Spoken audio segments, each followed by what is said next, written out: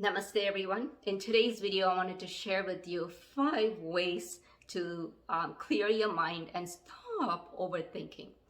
We tend to, when we go through a situation, we tend to dwell on it, and sometimes the situation could have been done within an instant, but we still dwell on it, and sometimes we get stuck in that dwelling and we don't come out of it.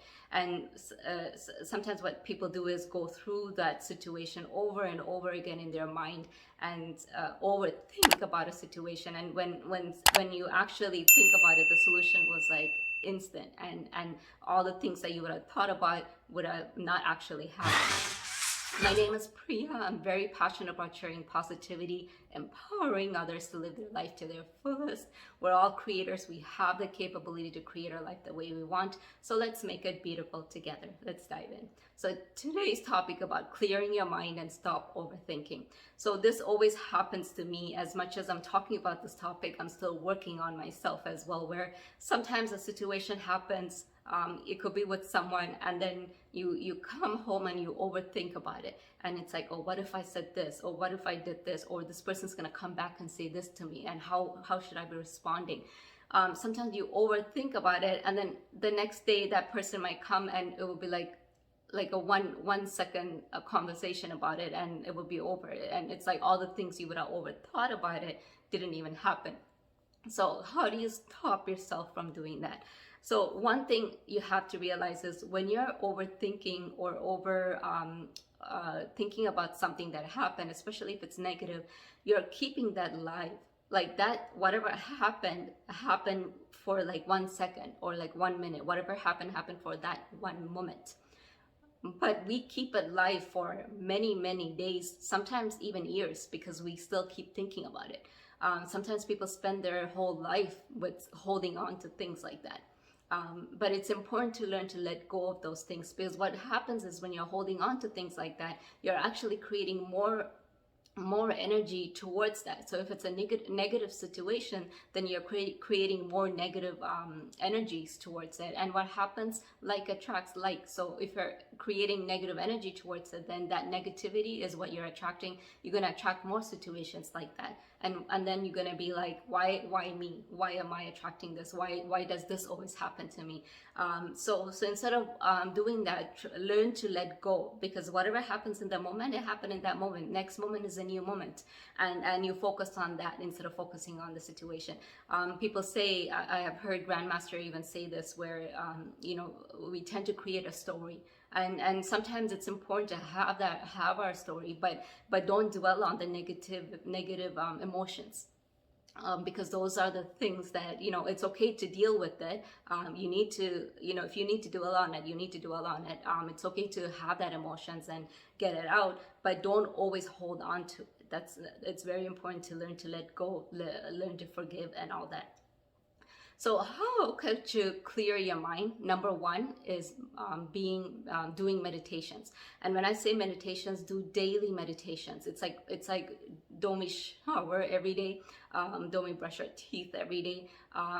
We don't stop brushing just because we did that yesterday, right? It's just like that. Meditation it has to be a daily practice for us, because then that will purify our self energetically, but even scientifically, it's really good for your brain. Christine, I forgot her last name, O'Shaughnessy, I believe. She's a mindfulness instructor in Harvard, and she actually mentioned that meditation is basically like a fitness exercise for your brain.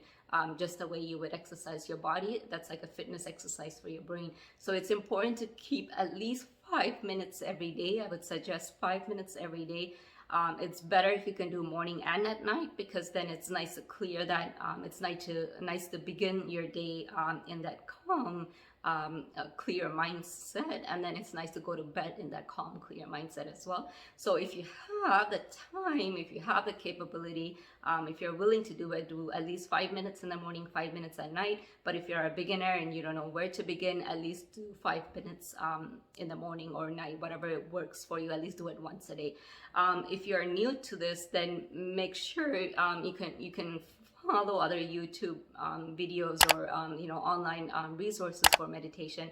But basically, you can start focusing on your breathing. Our breathing is everything. Without our breath, we won't be alive. So it's important to focus on that. So just quiet your mind and take a deep breath in, and then deep breath out. And you can do this through your nose. And all you have to do is sit in a quiet room and keep focusing on your breathing. See how the air is going in and see how the air is coming out. And when you just focus on that, your mind just goes totally in one point. It's like one pointedness.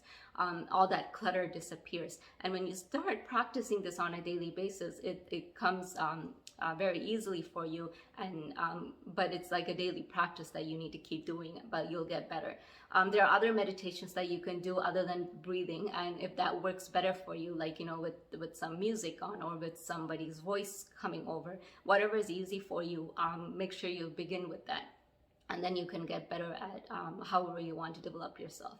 The second thing is making sure you exercise. Exercising is very important.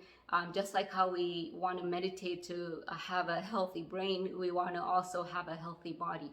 It's important to have a healthy body so you can function, because without our body, we're basically not existing, right? We'll be just soul. So we came into this world for a reason with this body, so you need to make sure you take care of it. It's our container, it's our vessel. You need to take care of it. So make sure you're doing daily exercises. Third one is also related to that, is eating healthy. And you know, it's okay to occasionally indulge in something that you love if it's not healthy, but make sure your main 80% of your diet is healthy. And it's very important, because just the way people say you are what you eat, it's very true. If you eat junk, then you're gonna feel like junk. So make sure you eat healthy. It will help you emotionally, it will help you physically, and it will help you mentally as well. Number 4 is journaling. Some people, it comes very easy to journal. Some people, they might not be a writer, so they might not like to write, but no one's gonna look at that. No one's looking for grammar, no one's looking for spelling, no one's looking for what type of word you used.